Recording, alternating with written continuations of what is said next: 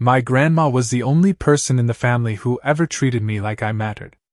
While my parents spent most of their time praising my younger sister for breathing correctly, Grandma actually listened when I talked. She showed up to my graduation, remembered my birthday without checking Facebook, and somehow always knew when life was punching me in the face. A few years before she passed away, she bought a modest apartment downtown. It wasn't some luxury penthouse overlooking the ocean. It was a comfortable two-bedroom place in a great neighborhood. She often joked that she bought it because she was tired of hearing me complain about landlords. When she died, the apartment was left to me in her will. I was devastated to lose her, but I promised myself I'd take care of the place. Eventually, I wanted to renovate it and move in with my girlfriend. It represented stability, independence, and a piece of grandma that would always remain with me. Unfortunately, my family had other plans. My sister had recently become engaged and immediately transformed into what can only be described as a wedding supervillain. Nothing was too expensive. She wanted imported flowers. She wanted a celebrity chef. She wanted ice sculptures. Plural. Apparently, one ice sculpture wasn't enough to communicate love. The wedding budget quickly climbed past $50,000. Then $70,000.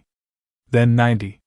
Eventually it crossed $100,000, and somehow my parents acted like this was completely reasonable. It only happens once, my mother kept saying. With my sister's track record of relationships, I wasn't convinced. Whenever I asked about the apartment paperwork, my parents became strangely evasive. We're handling it. Don't worry about it. There's some legal processing. The excuses kept coming. Then one afternoon, I received a call from a property management company. A property management company that apparently worked for the apartment's new owner. New owner. I nearly dropped my phone. After several hours of frantic investigation, I uncovered the truth. My parents had secretly sold the apartment. My apartment. The apartment Grandma left specifically to me. The money had already been spent. Most of it had gone directly toward my sister's ridiculous dream wedding. Designer dresses. Luxury transportation. Custom decorations. A dessert table that reportedly required its own security guard. When I confronted them, they didn't even seem embarrassed. My father actually said, "We're still family. It's not like strangers got the money." My mother nodded in agreement. My sister had the nerve to add, "Grandma would have wanted me to have the perfect wedding." That statement hit me harder than the theft itself. Because Grandma absolutely would not have wanted that. For several seconds, everyone waited for me to explode. Honestly, I almost did. I imagined lawsuits. Police reports. Courtrooms. Family war.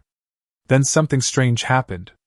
I looked at their confident expressions and realized they expected me to react exactly that way. So instead I smiled. A small smile. The kind that immediately makes people nervous. "What?" my sister asked. I stood up calmly. "Nothing," I said. "Actually, congratulations on the wedding." For the first time all evening, they looked confused. I walked out before anyone could ask questions. On the drive home, I wasn't thinking about lawyers. I wasn't thinking about revenge. I was thinking about the luxury resort where the wedding would be held next week. And more specifically, I was thinking about the most expensive suite they offered. If my family wanted to turn my inheritance into a circus, I was about to become the main attraction. 3 days later, I arrived at the luxury wedding resort carrying enough luggage to make it look like I was relocating permanently. Technically, I was. The receptionist smiled politely when she handed me the key card to the presidential suite. The suite occupied nearly an entire floor. There was a private balcony, a hot tub, a dining room bigger than my first apartment. And the best part? It overlooked the main wedding venue. I considered that a gift from Grandma. The next afternoon my parents arrived. I happened to be standing in the lobby drinking complimentary champagne when they spotted me. My mother's face immediately froze. My father blinked twice. My sister nearly dropped her designer handbag. "What are you doing here?" she demanded. I smiled. Attending the wedding. You checked in already? Of course. My father narrowed his eyes. What room? The presidential suite. The silence that followed was magnificent. They knew exactly how much that room cost. More importantly, they knew exactly where I got the money. For the first time since stealing my inheritance, they looked nervous. Meanwhile, the rest of the wedding guests were completely confused. One elderly relative approached me. Oh, are you the entertainment? Before I could answer, another guest joined us. That makes sense. He has entertainer energy. I had no idea what entertainer energy meant, but I decided to embrace it. If that's what people think, I said, who am I to ruin the mystery? Within hours, the rumor spread throughout the resort. Some guests believed I was a comedian. Others thought I was a motivational speaker. One particularly confused uncle was convinced I was a famous television personality he couldn't quite identify. I never corrected anyone. That evening, the wedding hosted a cocktail reception. Several guests gathered around me expecting some sort of performance. So I gave them one. I started telling funny stories about Grandma. Real stories. Mostly. I exaggerated a few details for dramatic effect. The guests loved it. Then I slipped in a joke. My grandma always believed property should stay with the person she intended to receive it. The guests laughed. My parents did not. A few minutes later, I added another. She also believed that stealing real estate from family members was generally frowned upon. More laughter. Less smiling from my family. As the evening continued, my stories became increasingly specific. Not enough for strangers to understand, but enough for my parents to start sweating. The next morning, I met one of the wedding coordinators. She was smart, funny, and possessed the kind of confidence that suggested she regularly dealt with difficult people. Which meant she was probably exhausted from managing my family. She introduced herself while reviewing schedules near the ballroom. I've been hearing about you all day. I grinned. Good things, I hope. Depends who I'm talking to. I laughed. Fair answer. She glanced toward my parents, who were arguing with a florist about imported orchids. Then she looked back at me. You seem unusually relaxed considering all that. Years of practice. Her smile widened. For the next hour, we talked about everything except the wedding. Travel. Work. Family disasters. She had a sharp sense of humor that matched mine perfectly. Several times she nearly laughed herself breathless after hearing stories about my sister's wedding demands. Apparently, my sister had insisted on replacing hundreds of perfectly good flowers because they weren't the exact shade of white she wanted. I didn't even know there were multiple shades of white. As the conversation continued, I found myself enjoying her company far more than I expected. For the first time in weeks, I wasn't thinking about betrayal. I was actually having fun. Then she lowered her voice. Okay, serious question. What? What's really going on? I raised an eyebrow. What do you mean? She nodded toward my family. Every time you tell one of those inheritance jokes, they look like they're preparing for a criminal trial. I couldn't help laughing. That's surprisingly accurate. She folded her arms. So there is a story. Oh, there's definitely a story. Will you tell me? I looked toward the ballroom where my parents were once again throwing money at unnecessary wedding upgrades. Then I smiled. Soon. As we spoke, either of us noticed one of the resort employees approaching with a misplaced folder. A folder containing copies of property records. Property records connected to my apartment. The coordinator accepted the folder absent-mindedly. A few seconds later, she glanced down at the documents. Then her eyes widened. And suddenly she understood why my family looked terrified every time I opened my mouth. By the time the wedding reception arrived, I had somehow become more popular than the bride and groom. That wasn't even my goal. It just happened naturally. Guests greeted me everywhere I went. People stopped me in hallways. Several relatives I'd never met before wanted selfies.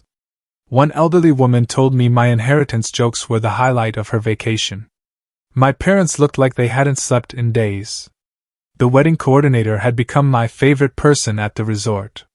After discovering the property documents, she'd quietly asked me for the full story. I told her everything. Every detail. Every lie. Every excuse. By the end of the conversation, she stared at me for several seconds before shaking her head. "Your family is unbelievable. That's the nicest thing anyone's ever said about them." She laughed so hard she nearly spilled her coffee. Now, on the night of the reception, she stood near the stage trying very hard not to smile whenever she looked at my increasingly nervous parents. The ballroom was packed. Crystal chandeliers hung overhead. The flower arrangements probably cost more than most cars. The ice sculptures had somehow multiplied. I counted 7. Apparently true love required an entire frozen army. Dinner ended. The speeches began. The groom gave a heartfelt toast. My sister gave an emotional speech about finding her soulmate. My mother cried. My father cried. Several guests cried. Then someone unexpectedly announced my name. The crowd erupted with applause. I looked around in surprise. I hadn't volunteered. The wedding coordinator stood near the microphone pretending to look innocent. She winked. I knew immediately she was responsible. The audience began chanting for a speech. My parents looked horrified. I slowly walked toward the stage. The applause somehow got louder. Once I reached the microphone, I raised my glass. "I'd like to begin by talking about my grandmother." The room immediately quieted. I shared several funny stories. Stories about her stubbornness. Stories about her sense of humor. Stories about her belief in fairness. The guests laughed repeatedly. Then I slowly shifted directions. "Grandma always taught me valuable life lessons." More nodding. More smiles. One lesson was simple. I paused. "If someone leaves you an apartment, try not to let other people sell it." The room exploded with laughter. Everyone thought it was a joke. Almost everyone. My parents looked like they were being audited by the government. I continued. "Another lesson she taught me was that families should respect each other." More laughter. "Especially when large sums of money and legally inherited property are involved." A few guests exchanged confused glances. The groom's smile began fading. I kept going. By now I was enjoying myself far too much. I described a completely fictional family. A family with a son. A daughter. Parents. And a grandmother who left an apartment to the grandson. Then, in this totally fictional story, the parents secretly sold the apartment to fund a ridiculously expensive wedding. At first the guests laughed. Then the laughter became less certain. Then people started looking toward my family. Then they started connecting dots. The ballroom grew quieter with every sentence. The wedding coordinator discreetly signaled the audiovisual team. Suddenly family photographs appeared on the giant screens. Pictures of Grandma. Pictures of me with Grandma. Pictures taken inside the apartment. Nothing inappropriate. Nothing aggressive. Just enough to reinforce the story. The groom slowly turned toward my sister. His expression changed completely. "Wait." His voice echoed through the room. "Is this real?" Nobody answered. That silence lasted about 3 seconds. 3 incredibly long seconds. Then my sister made the worst decision of her life. "It's not that simple." The groom blinked. That wasn't a denial. Several guests gasped. A few relatives immediately started whispering. The groom looked at my parents. My father attempted damage control. "We were going to explain eventually." Wrong answer. The whispers became louder. My mother tried speaking. That somehow made things worse. One aunt loudly asked if the wedding decorations had been purchased with stolen inheritance money. Another relative demanded details. The ballroom transformed into complete chaos.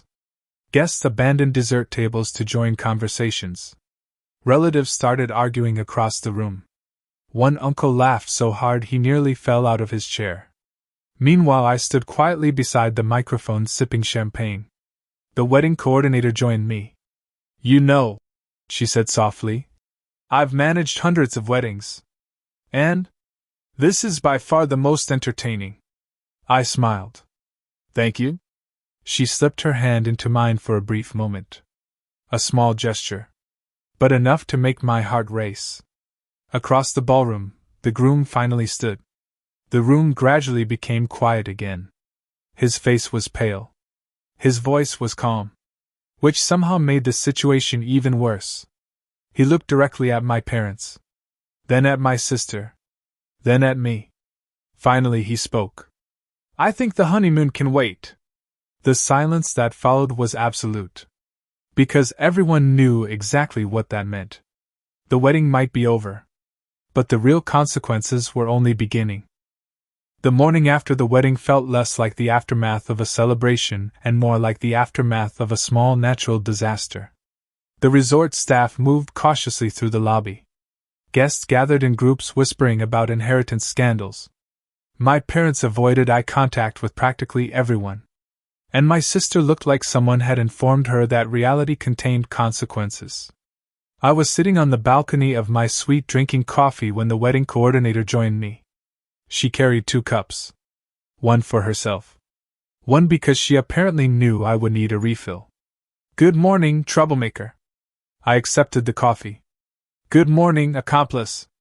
She laughed and sat beside me. For a few minutes we simply enjoyed the view. Then she glanced at her phone. You know your family is currently the most discussed topic in this resort. I'm honored. One guest called it the apartment wedding. I nearly choked on my coffee. The apartment wedding? That's the official name now. Honestly, it was perfect.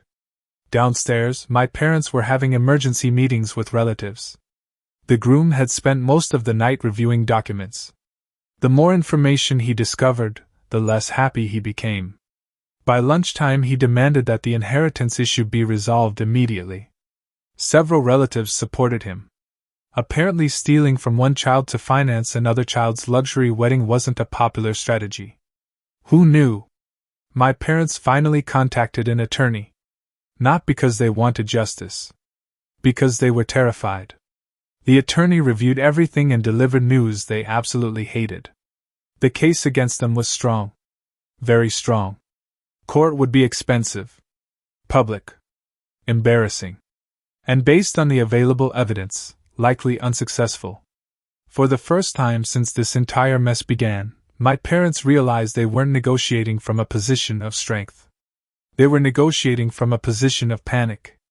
That afternoon they knocked on my suite door. I opened it to find my mother, father, and sister standing together. None of them looked happy. My sister spoke first. I'm sorry. It was the first genuine apology I'd heard from her in years. My father sighed heavily. We handled everything wrong.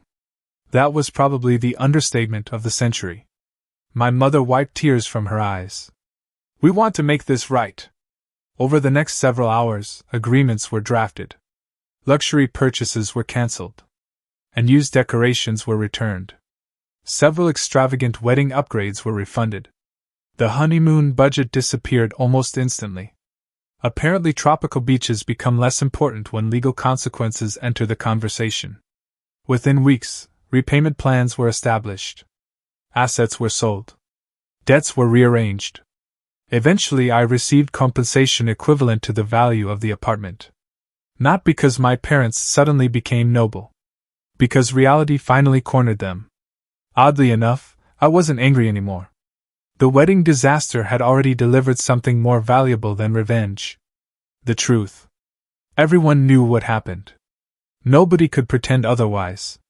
Months later, life looked completely different. I used the compensation money to purchase a better property than the apartment I had lost. The location was nicer. The space was larger. And every room reminded me that patience had worked better than rage ever could. The wedding coordinator and I spent more and more time together. What began as conversations between event schedules eventually turned into dinners. Then dates. Then weekends together.